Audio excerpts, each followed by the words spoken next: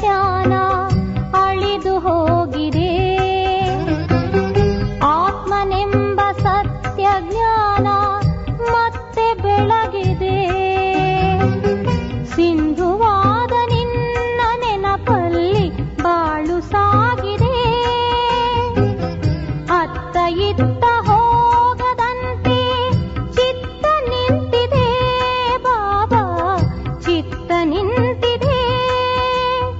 ಓ ಬಾಬಾ ಶಿವ ಬಾಬಾ, ಓ ಬಾಬಾ ಪ್ರಿಯ ಬಾಬಾ.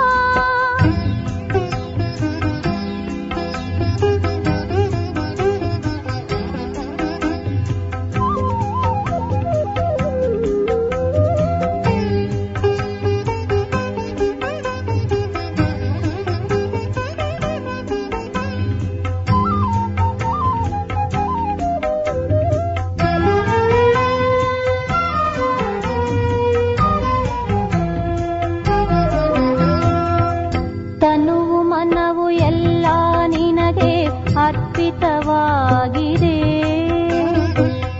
ಯೋಗಿಯಾಗಿ ತ್ಯಾಗಿಯಾಗಿ ಶರಣು ಹೋಗಿದೆ.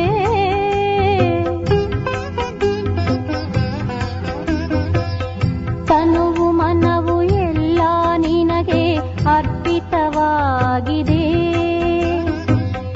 ಯೋಗಿಯಾಗಿ ತ್ಯಾಗಿಯಾಗಿ ಶರಣು ಹೋಗಿದೆ. ನಿನ್ನ ಪ್ರೀತಿ ಆಳದಲ್ಲಿ ಮುಳುಗಿ ಹೋಗಿದೆ. ನಿನ್ನ ನೆನಪು ಮಾಡಿ ಮಾಡಿ ಬಾಳು ಬೆಳಗಿದೆ ಬಾಬಾ, ಬಾಳು ಬೆಳಗಿದೆ.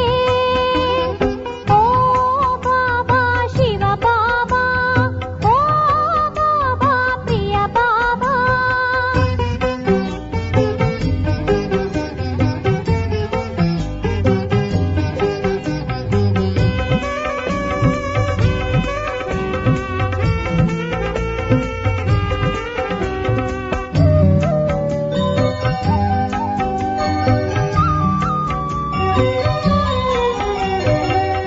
ಕಾಮ ಕ್ರೋಧ ಲೋಭ ಮೋಹ ಅಳಿದು ಹೋಗಿದೆ. ಸತ್ಯ ಶಾಂತಿ ಪ್ರೇಮ ನೀತಿ ಮನದಿ ತುಂಬಿದೆ. ಕರ್ಮಯೋಗಿಯಾಗಿ ನಿತ್ಯ ಬದುಕು ಸಾಗಿದೆ. ಸಂಗಮದ ಕ್ಷಣ ಕ್ಷಣವೂ ನೆನಪೆ ಉಳಿದಿದೆ. ನಿನ್ನ ನೆನಪೆ ಉಳಿದಿದೆ. ಓ ಬಾಬಾ ಶಿವ ಬಾಬಾ, ಓ ಬಾಬಾ ಪ್ರಿಯ ಬಾಬಾ, ಓ ಬಾಬಾ ಶಿವ ಬಾಬಾ, ಓ ಬಾಬಾ ಪ್ರಿಯ ಬಾಬಾ. ಶ್ವಾಸ ಶ್ವಾಸದಲ್ಲಿ ಬಾಬಾ ನೆನಪೆ ತುಂಬಿದೆ. ನಿನ್ನ ನೆನಪೆ ತುಂಬಿದೆ. ಅಂತರಂಗದಿಂದ ಪ್ರೀತಿ ಹೊರ ಹೊಮ್ಮಿದೆ ಬಾಬಾ, ಹೊರ ಹೊಮ್ಮಿದೆ. ಅತ್ತ ಇತ್ತ ಹೋಗದಂತೆ ಚಿತ್ತ ನಿಂತಿದೆ ಬಾಬಾ, ಚಿತ್ತ ನಿಂತಿದೆ ಬಾಬಾ, ಚಿತ್ತ ನಿಂತಿದೆ. ಓ ಬಾಬಾ ಶಿವ ಬಾಬಾ, ಓ ಬಾಬಾ ಪ್ರಿಯ ಬಾಬಾ, ಓ ಬಾಬಾ ಶಿವ ಬಾಬಾ, ಓ ಬಾಬಾ ಪ್ರಿಯ ಬಾಬಾ.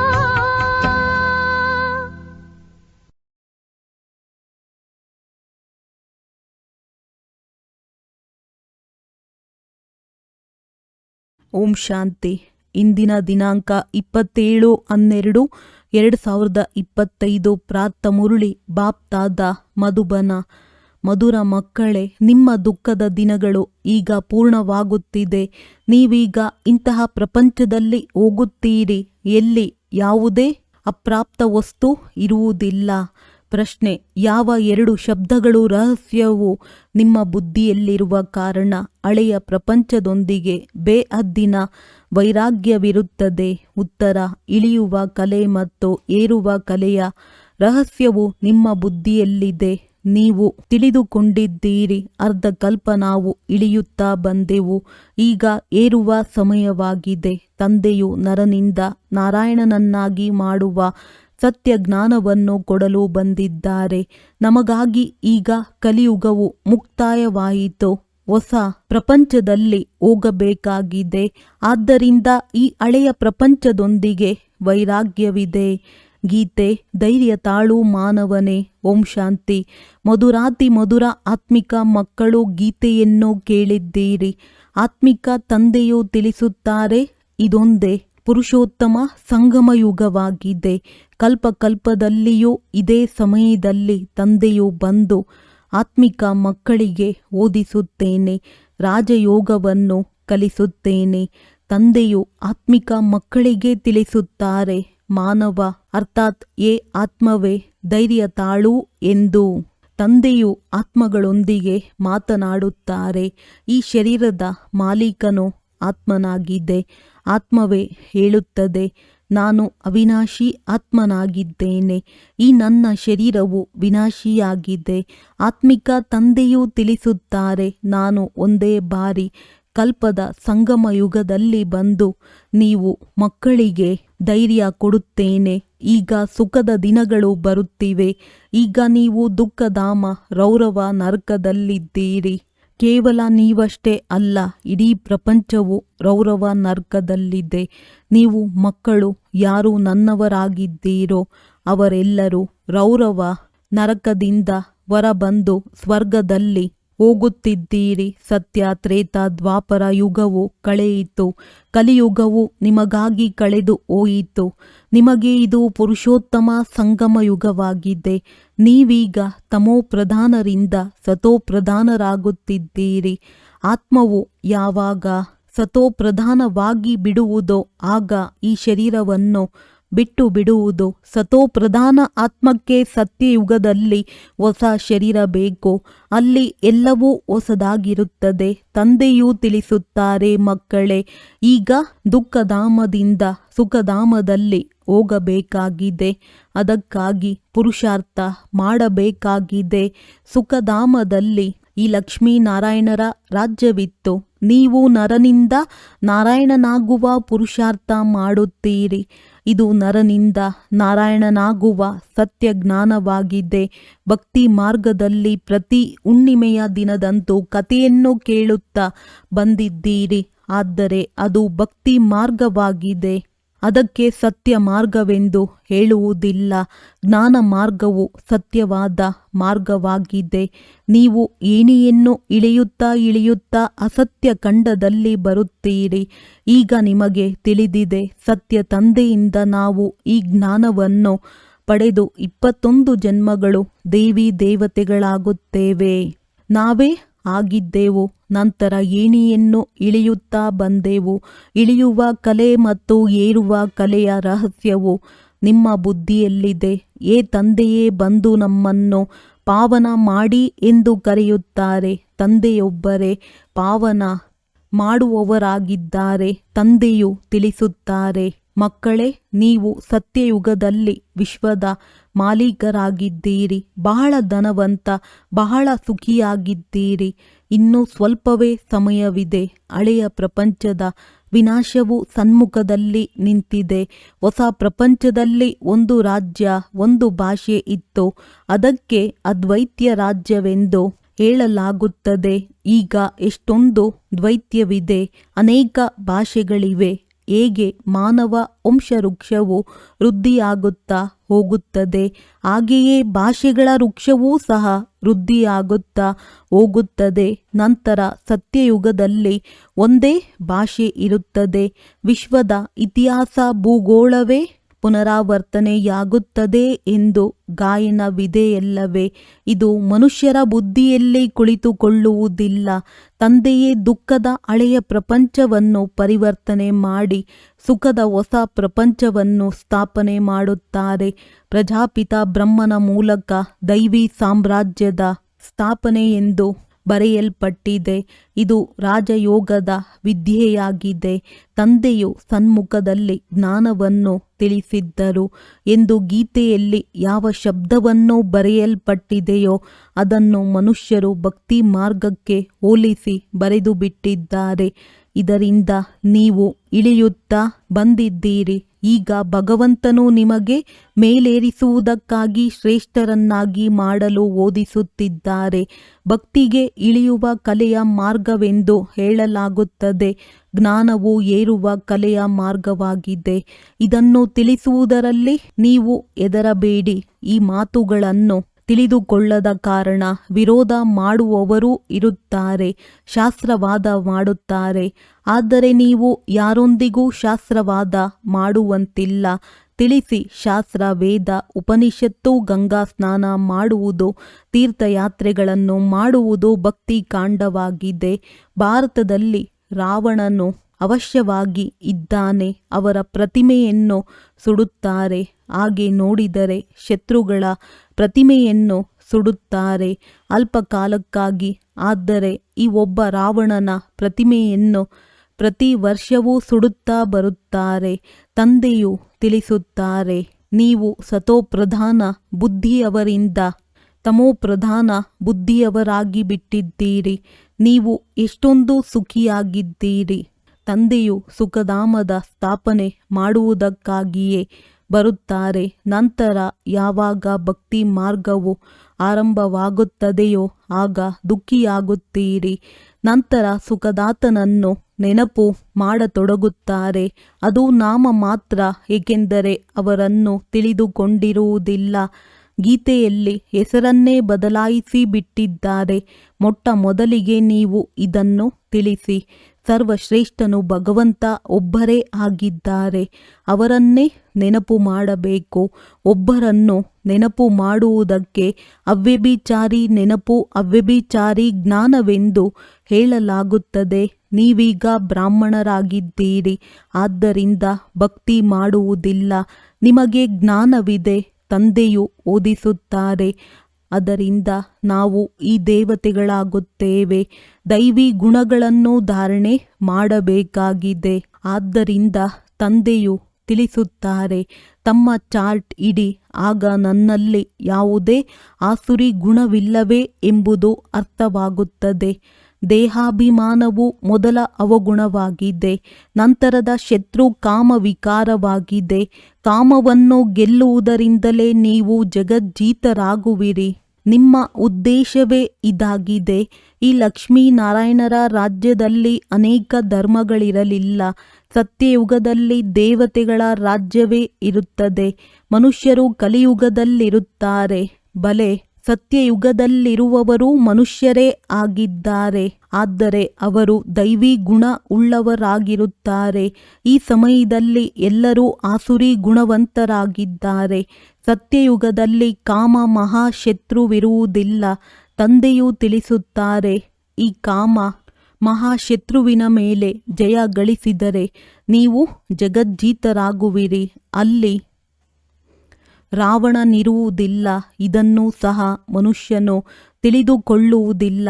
ಸತೋಪ್ರಧಾನ ಬುದ್ಧಿಯವರಿಂದ ಇಳಿಯುತ್ತಾ ತಮೋಪ್ರಧಾನ ಬುದ್ಧಿಯವರಾಗಿದ್ದೀರಿ. ಈಗ ಮತ್ತೆ ಸತೋಪ್ರಧಾನರಾಗಬೇಕಾಗಿದೆ. ಅದಕ್ಕಾಗಿ ಒಂದೇ ಔಷಧಿ ಸಿಗುತ್ತದೆ.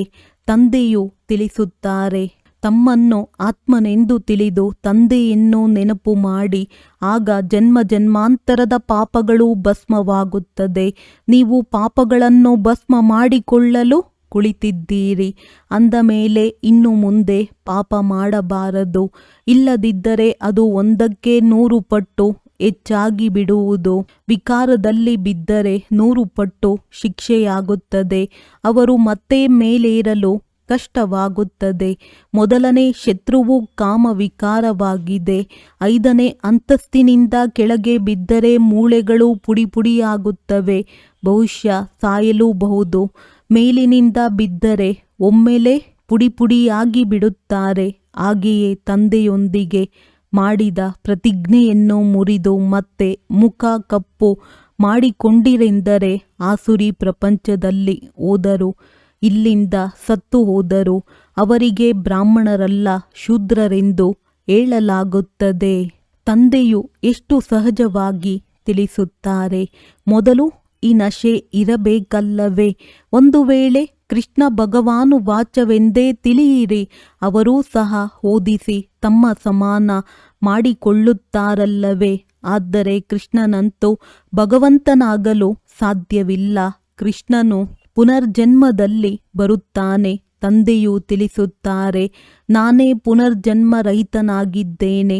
ರಾಧೆ ಕೃಷ್ಣ, ಲಕ್ಷ್ಮೀನಾರಾಯಣ, ವಿಷ್ಣು ಎಲ್ಲವೂ ಒಂದೇ ಮಾತಾಗಿದೆ. ವಿಷ್ಣುವಿನ 2 ರೂಪಗಳು ಲಕ್ಷ್ಮೀನಾರಾಯಣರಾಗಿದ್ದಾರೆ ಮತ್ತು ಲಕ್ಷ್ಮೀನಾರಾಯಣರ ಬಾಲ್ಯವೇ ರಾಧೆ ಕೃಷ್ಣರಾಗಿದ್ದಾರೆ. ಬ್ರಹ್ಮನ ರಹಸ್ಯವನ್ನು ತಿಳಿಸಿದ್ದಾರೆ. ಬ್ರಹ್ಮ ಸರಸ್ವತಿ ಸೋ ಲಕ್ಷ್ಮೀ ನಾರಾಯಣ. ಈಗ ಇವರು ವರ್ಗಾಯಿತರಾಗುತ್ತಾರೆ. ಅಂತಿಮ ಜನ್ಮದ ಹೆಸರು ಇವರಿಗೆ ಬ್ರಹ್ಮನೆಂದು ಕೊಟ್ಟಿದ್ದಾರೆ. ಬಾಕಿ ಈ ಬ್ರಹ್ಮನನ್ನು ನೋಡಿ ಒಮ್ಮೆಲೆ ಕಲಿಯುಗದಲ್ಲಿ ನಿಂತಿದ್ದಾರೆ. ಇವರೇ ಮತ್ತೆ ತಪಸ್ಸು ಮಾಡಿ ಕೃಷ್ಣ ಅಥವಾ ಶ್ರೀನಾರಾಯಣನಾಗುತ್ತಾರೆ. ವಿಷ್ಣುವೆಂದು ಹೇಳಿದಾಗ ಅವರಲ್ಲಿ ಇಬ್ಬರು ಬಂದು ಬಿಡುತ್ತಾರೆ. ಬ್ರಹ್ಮನ ಮಗಳು ಸರಸ್ವತಿಯಾಗಿದ್ದಾರೆ. ಈ ಮಾತುಗಳನ್ನು ಯಾರೂ ತಿಳಿದುಕೊಳ್ಳಲು ಸಾಧ್ಯವಿಲ್ಲ. ಬ್ರಹ್ಮನಿಗೂ 4 ಭುಜಗಳನ್ನು ತೋರಿಸುತ್ತಾರೆ. ಏಕೆಂದರೆ ಪ್ರವೃತ್ತಿ ಮಾರ್ಗವಲ್ಲವೇ? ನಿವೃತ್ತಿ ಮಾರ್ಗದವರು ಈ ಜ್ಞಾನವನ್ನು ಕೊಡಲು ಸಾಧ್ಯವಿಲ್ಲ. ಅನೇಕರನ್ನು ವಿದೇಶದಿಂದ ಕರೆದುಕೊಂಡು ಬರುತ್ತಾರೆ. ನಾವು ಪ್ರಾಚೀನ ರಾಜಯೋಗವನ್ನು ಕಲಿಯೋಣವೆಂದು. ಆದರೆ ಸನ್ಯಾಸಿಗಳು ರಾಜಯೋಗವನ್ನು ಕಲಿಸಲು ಸಾಧ್ಯವಿಲ್ಲ. ಈಗ ಈಶ್ವರನು ಬಂದಿದ್ದಾರೆ. ನೀವೀಗ ಈಶ್ವರನ ಮಕ್ಕಳು, ಈಶ್ವರಿಯ ಸಂಪ್ರದಾಯದವರಾಗಿದ್ದೀರಿ. ಈಶ್ವರನು ನಿಮಗೆ ಓದಿಸಲು ಬಂದಿದ್ದಾರೆ. ರಾಜಯೋಗವನ್ನು ಕಲಿಸುತ್ತಿದ್ದಾರೆ. ಅವರು ನಿರಾಕಾರನಾಗಿದ್ದಾರೆ. ಬ್ರಹ್ಮರವರ ಮೂಲಕ ನಿಮ್ಮನ್ನು ತನ್ನವರನ್ನಾಗಿ ಮಾಡಿಕೊಂಡಿದ್ದಾರೆ. ನೀವು ಅವರಿಗೆ ಬಾಬಾ ಬಾಬಾ ಎಂದು ಹೇಳುತ್ತೀರಿ. ಈ ಬ್ರಹ್ಮರವರು ಮಧ್ಯವರ್ತಿಯಾಗಿದ್ದಾರೆ. ಭಾಗ್ಯಶಾಲಿ ರಥವಾಗಿದ್ದಾರೆ. ಇವರ ಮೂಲಕ ತಂದೆಯು ನಿಮಗೆ ಓದಿಸುತ್ತಾರೆ. ನೀವು ಸಹ ಪತಿತರಿಂದ ಪಾವನರಾಗುತ್ತೀರಿ. ಮನುಷ್ಯರಿಂದ ದೇವತೆಗಳನ್ನಾಗಿ ಮಾಡಲು ತಂದೆಯು ಓದಿಸುತ್ತಾರೆ. ಈಗಂತೂ ರಾವಣ ರಾಜ್ಯ ಆಸುರಿ ಸಂಪ್ರದಾಯವಿದೆಯಲ್ಲವೇ? ನೀವೀಗ ಈಶ್ವರಿಯ ಸಂಪ್ರದಾಯದವರಾಗಿದ್ದೀರಿ. ನಂತರ ದೈವಿ ಸಂಪ್ರದಾಯದವರಾಗುತ್ತೀರಿ. ನೀವೀಗ ಪುರುಷೋತ್ತಮ ಸಂಗಮ ಯುಗದಲ್ಲಿದ್ದೀರಿ. ಪಾವನರಾಗುತ್ತಿದ್ದೀರಿ. ಆ ಸನ್ಯಾಸಿಗಳಾದರೆ ಮನೆ ಮಠವನ್ನು ಬಿಟ್ಟು ಹೋಗುತ್ತಾರೆ. ಇಲ್ಲಿ ತಂದೆಯು ತಿಳಿಸುತ್ತಾರೆ, ಬಲೆ ಸ್ತ್ರೀ ಪುರುಷರು ಮನೆಯಲ್ಲಿ ಒಟ್ಟಿಗೆ ಇರಿ. ಆದರೆ ಸ್ತ್ರೀಯು ನಾಗಿಣಿಯಾಗಿದ್ದಾಳೆ. ಆದ್ದರಿಂದ ನಾವು ಅವರಿಂದ ಬೇರೆಯಾದರೆ ಮುಕ್ತರಾಗಿ ಬಿಡುತ್ತೇವೆಂದು ತಿಳಿಯಬೇಡಿ. ನೀವು ಓಡಿ ಹೋಗುವಂತಿಲ್ಲ. ಅದು ಹದ್ದಿನ ಸನ್ಯಾಸವಾಗಿದೆ. ಆದ್ದರಿಂದ ಅವರು ಗೃಹಸ್ಥವನ್ನು ಬಿಡಿಸುತ್ತಾರೆ. ನೀವು ಇಲ್ಲಿಯೇ ಕುಳಿತಿದ್ದೀರಿ. ಆದರೆ ನಿಮಗೆ ಈ ವಿಕಾರಿ ಪ್ರಪಂಚದೊಂದಿಗೆ ವೈರಾಗ್ಯವಿದೆ. ಇವೆಲ್ಲ ಮಾತುಗಳನ್ನು ನೀವು ಚೆನ್ನಾಗಿ ಧಾರಣೆ ಮಾಡಿಕೊಳ್ಳಬೇಕಾಗಿದೆ. ಬರೆದಿಟ್ಟುಕೊಳ್ಳಬೇಕು ಮತ್ತು ವ್ರತವನ್ನಿಡಬೇಕಾಗಿದೆ. ದೈವಿ ಗುಣಗಳನ್ನು ಧಾರಣೆ ಮಾಡಿಕೊಳ್ಳಬೇಕಾಗಿದೆ. ಶ್ರೀಕೃಷ್ಣನು ಗುಣಗಾಯನ ಮಾಡುತ್ತಾರಲ್ಲವೇ? ಇದು ನಿಮ್ಮ ಗುರಿ ಧ್ಯೇಯವಾಗಿದೆ. ತಂದೆಯೂ ಆ ರೀತಿ ಆಗುವುದಿಲ್ಲ. ನಿಮ್ಮನ್ನು ಮಾಡುತ್ತಾರೆ. ಮತ್ತೆ ಅರ್ಧ ಕಲ್ಪದ ನಂತರ ನೀವು ತಮೋ ಪ್ರಧಾನರಾಗುತ್ತೀರಿ. ನಾನಾಗುವುದಿಲ್ಲ. ಈ ಬ್ರಹ್ಮರವರು ಆಗುತ್ತಾರೆ. 84 ಜನ್ಮಗಳನ್ನು ಇವರೇ ತೆಗೆದುಕೊಂಡಿದ್ದಾರೆ. ಇವರೂ ಸಹ ಈಗ ಸತೋಪ್ರಧಾನರಾಗಬೇಕಾಗಿದೆ. ಇವರು ಪುರುಷಾರ್ಥಿಯಾಗಿದ್ದಾರೆ. ಹೊಸ ಪ್ರಪಂಚಕ್ಕೆ ಸತೋಪ್ರಧಾನವೆಂದು ಹೇಳುತ್ತಾರೆ. ಪ್ರತಿಯೊಂದು ವಸ್ತು ಮೊದಲು ಸತೋಪ್ರಧಾನ, ನಂತರ ಸತೋ ರಜೋತಮೋದಲ್ಲಿ ಬರುತ್ತದೆ. ಚಿಕ್ಕ ಮಕ್ಕಳಿಗೂ ಸಹ ಮಹಾತ್ಮರೆಂದು ಹೇಳಲಾಗುತ್ತದೆ. ಏಕೆಂದರೆ ಅವರಲ್ಲಿ ವಿಕಾರವಿರುವುದಿಲ್ಲ. ಆದ್ದರಿಂದ ಅವರನ್ನು ಹೂಗಳೆಂದು ಹೇಳಲಾಗುತ್ತದೆ. ಸನ್ಯಾಸಿಗಳಿಗಿಂತಲೂ ಚಿಕ್ಕ ಮಕ್ಕಳಿಗೆ ಉತ್ತಮರೆಂದು ಹೇಳಲಾಗುತ್ತದೆ. ಏಕೆಂದರೆ ಸನ್ಯಾಸಿಗಳಾದರೂ ಗೃಹಸ್ಥದ ಅನುಭವ ಮಾಡಿ ನಂತರ ಸನ್ಯಾಸ ಮಾಡುತ್ತಾರೆ. ಪಂಚವಿಕಾರಗಳ ಅನುಭವವಿದೆ, ಆದರೆ ಮಕ್ಕಳಿಗೆ ಏನೂ ತಿಳಿದಿರುವುದಿಲ್ಲ. ಆದ್ದರಿಂದ ಮಕ್ಕಳನ್ನು ನೋಡಿ ಖುಷಿಯಾಗುತ್ತದೆ. ಚೈತನ್ಯವುಗಳಾಗಿದ್ದಾರೆ. ತಮ್ಮದಂತೂ ಪ್ರವೃತ್ತಿ ಮಾರ್ಗವಾಗಿದೆ. ಈಗ ನೀವು ಮಕ್ಕಳು ಈ ಹಳೆಯ ಪ್ರಪಂಚದಿಂದ ಹೊಸ ಪ್ರಪಂಚದಲ್ಲಿ ಹೋಗಬೇಕಾಗಿದೆ. ಅಮರ ಲೋಕದಲ್ಲಿ ಹೋಗುವುದಕ್ಕಾಗಿ ನೀವೆಲ್ಲರೂ ಪುರುಷಾರ್ಥ ಮಾಡುತ್ತೀರಿ. ಮೃತ್ಯು ಲೋಕದಿಂದ ವರ್ಗಾವಣೆಯಾಗುತ್ತೀರಿ. ದೇವತೆಯಾಗಬೇಕಾಗಿದೆ ಅಂದ ಮೇಲೆ ಅದಕ್ಕಾಗಿ ಈಗ ಪರಿಶ್ರಮ ಪಡಬೇಕಾಗಿದೆ.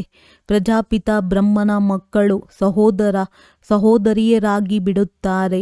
ಸಹೋದರ ಸಹೋದರಿಯರಂತೂ ಆಗಿದ್ದೀರಲ್ಲವೇ. ಪ್ರಜಾಪಿತ ಬ್ರಹ್ಮನ ಸಂತಾನರು ಪರಸ್ಪರ ಏನಾದರೂ ಪ್ರಜಾಪಿತ ಬ್ರಹ್ಮನ ಗಾಯನವಿದೆ. ಎಲ್ಲಿಯವರೆಗೆ ಪ್ರಜಾಪಿತ ಬ್ರಹ್ಮನ ಮಕ್ಕಳಾಗುವುದಿಲ್ಲವೋ ಅಲ್ಲಿಯವರೆಗೆ ಸೃಷ್ಟಿಯ ರಚನೆ ಹೇಗಾಗುವುದು? ಪ್ರಜಾಪಿತ ಬ್ರಹ್ಮನಿಗೆ ಎಲ್ಲರೂ ಆತ್ಮಿಕ ಮಕ್ಕಳಾಗಿದ್ದೀರಿ. ಆ ಬ್ರಾಹ್ಮಣರು ದೈಹಿಕ ಯಾತ್ರೆ ಮಾಡುವವರಾಗಿದ್ದಾರೆ. ನೀವು ಆತ್ಮಿಕ ಯಾತ್ರಿಕರಾಗಿದ್ದೀರಿ. ಅವರು ಪತಿತರು, ನೀವು ಪಾವನರಾಗಿದ್ದೀರಿ. ಅವರು ಪ್ರಜಾಪಿತನ ಸಂತಾನರಲ್ಲ. ಇದನ್ನು ನೀವು ತಿಳಿದುಕೊಂಡಿದ್ದೀರಿ. ಸಹೋದರ ಸಹೋದರಿಯರೆಂದು ತಿಳಿದಾಗ ವಿಕಾರದಲ್ಲಿ ಹೋಗುವುದಿಲ್ಲ. ತಂದೆಯೂ ಸಹ ಹೇಳುತ್ತಾರೆ, ಮಕ್ಕಳೇ ಎಚ್ಚರಿಕೆಯಿಂದಿರಿ. ನನ್ನ ಮಕ್ಕಳಾಗಿಯೂ ಯಾವುದೇ ಪತಿತ ಕೆಲಸ ಮಾಡಬೇಡಿ. ಇಲ್ಲದಿದ್ದರೆ ಕಲ್ಲು ಬುದ್ಧಿಯವರಾಗಿ ಬಿಡುತ್ತೀರಿ. ಇಂದ್ರ ಸಭೆಯ ಕಥೆಯೂ ಇದೆ. ಶೂದ್ರರನ್ನು ಕರೆತಂದಾಗ ಇಂದ್ರ ಸಭೆಯಲ್ಲಿ ಅವರ ದುರ್ಗಂಧವು ಬರತೊಡಗಿತು. ಆಗ ಪತಿತರನ್ನು ಇಲ್ಲಿಗೆ ಏಕೆ ಕರೆತಂದಿದ್ದೀರಿ ಎಂದು ಅವರಿಗೆ ಶಾಪ ಕೊಟ್ಟರು. ವಾಸ್ತವದಲ್ಲಿ ಈ ಸಭೆಯಲ್ಲಿಯೂ ಯಾರೂ ಪತಿತರು ಬರುವಂತಿಲ್ಲ. ಬಲೆ ತಂದೆಗೆ ತಿಳಿಯದಿರಲಿ. ಹೀಗೆ ಮಾಡುವವರು ತಮ್ಮದೇ ನಷ್ಟ ಮಾಡಿಕೊಳ್ಳುತ್ತೀರಿ. ಇನ್ನು 100 ಪಟ್ಟು ಶಿಕ್ಷೆಯಾಗುತ್ತದೆ. ಪತಿತರಿಗೆ ಪ್ರವೇಶವಿಲ್ಲ. ಅವರಿಗಾಗಿ ವಿಸಿಟಿಂಗ್ ರೂಮ್ ಸರಿಯಾಗಿದೆ. ಯಾವಾಗ ಪಾವನರಾಗುವ ಗ್ಯಾರಂಟಿ ಕೊಡುವರೋ, ದೈವಿ ಗುಣಗಳನ್ನು ಧಾರಣೆ ಮಾಡುವರೋ ಆಗಲೇ ಪ್ರವೇಶವಿದೆ.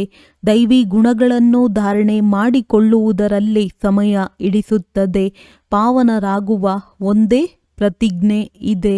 ಇದನ್ನು ತಿಳಿಸಿದ್ದಾರೆ. ದೇವತೆಗಳು ಮತ್ತು ಪರಮಾತ್ಮನ ಮಹಿಮೆಯು ಬೇರೆ ಬೇರೆಯಾಗಿದೆ. ಪತಿತ ಪಾವನ ಮುಕ್ತಿದಾತ ಮಾರ್ಗದರ್ಶಕನು ತಂದೆಯೇ ಆಗಿದ್ದಾರೆ. ಎಲ್ಲರನ್ನೂ ಮುಕ್ತಗೊಳಿಸಿ ತಮ್ಮ ಶಾಂತಿಧಾಮಕ್ಕೆ ಕರೆದುಕೊಂಡು ಹೋಗುತ್ತಾರೆ. ಶಾಂತಿಧಾಮ, ಸುಖಧಾಮ ಮತ್ತು ದುಃಖಧಾಮ ಇದೂ ಸಹ ಚಕ್ರವಾಗಿದೆ. ಈಗ ದುಃಖಧಾಮವನ್ನು ಮರೆತು ಬಿಡಬೇಕಾಗಿದೆ. ಶಾಂತಿಧಾಮದಿಂದ ಸುಖಧಾಮದಲ್ಲಿ ಯಾರು ನಂಬರ್ 1 ತೇರ್ಗಡೆಯಾಗುವರೋ ಅವರೇ ಬರುತ್ತಿರುತ್ತಾರೆ. ಈ ಚಕ್ರವು ಸುತ್ತುತ್ತಿರುತ್ತದೆ. ಅನೇಕ ಆತ್ಮಗಳಿದ್ದಾರೆ. ಎಲ್ಲರ ಪಾತ್ರವು ನಂಬರ್ ವಾರ್ ಆಗಿದೆ. ಎಲ್ಲರೂ ನಂಬರ್ ವಾರ್ ಆಗಿಯೇ ಹೋಗುವರು. ಅದಕ್ಕೆ ಶಿವತಂದೆಯ ವಂಶಾವಳಿ ಅಥವಾ ರುದ್ರಮಾಲೆ ಎಂದು ಹೇಳಲಾಗುತ್ತದೆ. ನಂಬರ್ ವಾರ್ ಹೋಗುತ್ತಾರೆ, ಮತ್ತೆ ನಂಬರ್ ವಾರ್ ಆಗಿ ಬರುತ್ತಾರೆ. ಅನ್ಯ ಧರ್ಮದವರದ್ದೂ ಇದೇ ರೀತಿಯಾಗುತ್ತದೆ. ಮಕ್ಕಳಿಗೆ ಪ್ರತಿನಿತ್ಯವೂ ತಿಳಿಸಲಾಗುತ್ತದೆ.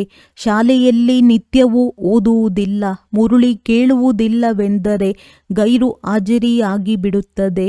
ವಿದ್ಯೆಯ ಲಿಫ್ಟಂತೂ ಅವಶ್ಯವಾಗಿ ಬೇಕು. ಈಶ್ವರೀಯ ವಿಶ್ವವಿದ್ಯಾಲಯದಲ್ಲಿ ಗೈರು ಹಾಜರಿಯಾಗಬಾರದು. ವಿದ್ಯೆಯು ಎಷ್ಟು ಶ್ರೇಷ್ಠವಾಗಿದೆ. ಇದರಿಂದ ನೀವು ಸುಖಧಾಮದ ಮಾಲೀಕರಾಗುತ್ತೀರಿ. ಅಲ್ಲಂತೂ ದವಸ ಧಾನ್ಯಗಳೆಲ್ಲವೂ ಯಥೇಚ್ಛವಾಗಿರುತ್ತದೆ. ಯಾವುದಕ್ಕೂ ಹಣ ತೊಡಗಿಸಬೇಕಾಗಿಲ್ಲ. ಈಗಂತೂ ಎಷ್ಟೊಂದು ಬೆಲೆ ಏರಿದೆ. 100 ವರ್ಷಗಳಲ್ಲಿ ಎಲ್ಲದರ ಬೆಲೆಯೂ ಎಷ್ಟೊಂದು ಏರಿ ಹೋಗಿದೆ. ಯಾವುದೇ ವಸ್ತುವನ್ನು ಪಡೆಯುವುದಕ್ಕಾಗಿ ಕಷ್ಟಪಡಲು ಅಲ್ಲಿ ಯಾವುದೇ ಅಪ್ರಾಪ್ತ ವಸ್ತುವಿರುವುದಿಲ್ಲ. ಅದು ಸುಖಧಾಮವಾಗಿದೆ. ನೀವೀಗ ಅಲ್ಲಿಗೆ ಹೋಗಲು ತಯಾರು ಮಾಡಿಕೊಳ್ಳುತ್ತಿದ್ದೀರಿ. ನೀವು ಭಿಕ್ಷುಕರಿಂದ ರಾಜಕುಮಾರರಾಗುತ್ತೀರಿ. ಸಾಹುಕಾರರು ತಮ್ಮನ್ನು ಭಿಕ್ಷುಕರೆಂದು ತಿಳಿಯುವುದಿಲ್ಲ. ಒಳ್ಳೆಯದು. ಮಧುರಾತಿ ಮಧುರ. ಅಗಲಿ ಹೋಗಿ ಮರಳಿ ಸಿಕ್ಕಿರುವ ಮಕ್ಕಳ ಪ್ರತಿ ಮಾತ್ಪಿತಾ ಬಾಪ್ ದಾದಾರವರ ನೆನಪು, ಪ್ರೀತಿ ಹಾಗೂ ಸುಪ್ರಭಾತ. ಆತ್ಮಿಕ ಮಕ್ಕಳಿಗೆ ಆತ್ಮಿಕ ತಂದೆಯ ನಮಸ್ತೆ. ಧಾರಣೆಗಾಗಿ ಮುಖ್ಯ ಸಾರ. ತಂದೆಯೊಂದಿಗೆ ಯಾವ ಸಂಪೂರ್ಣ ಪಾವನರಾಗುವ ಪ್ರತಿಜ್ಞೆಯನ್ನು ಮಾಡಿದ್ದೀರಿ ಅದನ್ನು ಎಂದೂ ಮುರಿಯಬಾರದು. ಬಹಳ ವ್ರತವನ್ನಿಟ್ಟುಕೊಳ್ಳಬೇಕಾಗಿದೆ. ತಮ್ಮ ಚಾರ್ಟನ್ನು ನೋಡಿಕೊಳ್ಳಬೇಕು. ನನ್ನಲ್ಲಿ ಯಾವುದೇ ಅವಗುಣವಿಲ್ಲವೇ? ಈಶ್ವರ್ಯ ವಿಶ್ವವಿದ್ಯಾಲಯದಲ್ಲಿ ಎಂದೂ ಗೈರು ಹಾಜರಿಯಾಗಬಾರದು. ಸುಖಧಾಮದ ಮಾಲೀಕರಾಗುವ ಶ್ರೇಷ್ಠ ವಿದ್ಯೆಯನ್ನು ಒಂದು ದಿನವೂ ತಪ್ಪಿಸಬಾರದು. ಪ್ರತಿನಿತ್ಯವೂ ಮುರುಳಿಯನ್ನು ಅವಶ್ಯವಾಗಿ ಕೇಳಬೇಕಾಗಿದೆ. ವರದಾನ. ಪ್ರತಿ ಸೆಕೆಂಡ್ ಪ್ರತಿ ಸಂಕಲ್ಪದ ಮಹತ್ವವನ್ನು ತಿಳಿದು ಪುಣ್ಯದ ಖಾತೆಯನ್ನು ಜಮಾ ಮಾಡಿಕೊಳ್ಳುವ ಪದಮಾಪದಂಪತಿ ಭವ. ತಾವು ಪುಣ್ಯಾತ್ಮರ ಸಂಕಲ್ಪದಲ್ಲಿ ಇಷ್ಟು ವಿಶೇಷ ಶಕ್ತಿ ಇದೆ. ಆ ಶಕ್ತಿಯ ಮೂಲಕ ಅಸಂಭವವನ್ನು ಸಂಭವ ಮಾಡಬಹುದು. ಹೇಗೆ ಇತ್ತೀಚಿನ ಯಂತ್ರಗಳ ಮೂಲಕ ಬಂಜರು ಭೂಮಿಯನ್ನು ಹಚ್ಚ ಹಸಿರನ್ನಾಗಿ ಮಾಡಿಬಿಡುತ್ತಾರೆ, ಬೆಟ್ಟಗಳ ಮೇಲೂ ಹೂವು ಅರಳಿಸಿ ಬಿಡುತ್ತಾರೆ, ಹಾಗೆಯೇ ತಾವು ತಮ್ಮ ಶ್ರೇಷ್ಠ ಸಂಕಲ್ಪಗಳ ಮೂಲಕ ಭರವಸೆ ಇಲ್ಲದಿರುವವರಿಗೆ ಭರವಸೆಯನ್ನು ಉತ್ಪನ್ನ ಮಾಡಬಹುದು. ಅದಕ್ಕಾಗಿ ಕೇವಲ ಪ್ರತಿ ಸೆಕೆಂಡ್ ಪ್ರತಿ ಸಂಕಲ್ಪದ ಮೌಲ್ಯವನ್ನು ತಿಳಿದು ಸಂಕಲ್ಪ ಮತ್ತು ಸೆಕೆಂಡನ್ನು ಉಪಯೋಗಿಸುತ್ತಾ ಪುಣ್ಯದ ಖಾತೆಯನ್ನು ಜಮಾ ಮಾಡಿರಿ. ತಮ್ಮ ಸಂಕಲ್ಪದ ಶಕ್ತಿಯು ಇಷ್ಟು ಶ್ರೇಷ್ಠವಾಗಿದೆ. ಆ ಒಂದು ಸಂಕಲ್ಪವೂ ಸಹ ಪದಮಾಪದಂಪತಿಯನ್ನಾಗಿ ಮಾಡಿಬಿಡುತ್ತದೆ. ಸ್ಲೋಗನ್. ಪ್ರತಿಯೊಂದು ಕರ್ಮವನ್ನು ಅಧಿಕಾರಿ ಎನ್ನುವ ನಿಶ್ಚಯ ಮತ್ತು ನಶೆಯಿಂದ ಮಾಡುತ್ತೀರೆಂದರೆ ಪರಿಶ್ರಮವು ಸಮಾಪ್ತಿಯಾಗಿ ಬಿಡುತ್ತದೆ. ಅವ್ಯಕ್ತ ಸೂಚನೆ. ಈಗ ಸಂಪನ್ನ ಅಥವಾ ಕರ್ಮಾತೀತರಾಗುವುದರಲ್ಲಿ ತತ್ಪರರಾಗಿರಿ. ಕರ್ಮಾತೀತ ಸ್ಥಿತಿಯನ್ನು ಪಡೆಯಲು ವಿಶೇಷ ಸ್ವಯಂನಲ್ಲಿ ಸಂಕ್ಷಿಪ್ತಗೊಳಿಸುವ ಮತ್ತು ಸಮಾವೇಶಿಸುವ ಶಕ್ತಿ ಧಾರಣೆ ಮಾಡುವುದು ಅವಶ್ಯಕವಾಗಿದೆ. ಕರ್ಮ ಬಂಧನ ಆತ್ಮರು ಎಲ್ಲಿದ್ದಾರೆ ಅಲ್ಲಿಯೇ ಕಾರ್ಯ ಮಾಡಬಹುದು ಮತ್ತು ಕರ್ಮಾತೀತ ಆತ್ಮರು ಒಂದೇ ಸಮಯದಲ್ಲಿ 4 ಕಡೆ ತಮ್ಮ ಸೇವೆಯ ಪಾತ್ರ ಅಭಿನಯಿಸಬಹುದು. ಏಕೆಂದರೆ ಕರ್ಮಾತೀತರಾಗಿದ್ದಾರೆ. ಅವರ ಗತಿ ಬಹಳ ತೀವ್ರವಾಗಿರುತ್ತದೆ. ಸೆಕೆಂಡಿನಲ್ಲಿ ಎಲ್ಲಿ ಬೇಕೋ ಅಲ್ಲಿ ತಲುಪಬಹುದು. ಅಂದಾಗ ಈ ಅನುಭೂತಿಯನ್ನು ಹೆಚ್ಚಿಸಿ. ಒಳ್ಳೆಯದು. ಓಂ ಶಾಂತಿ.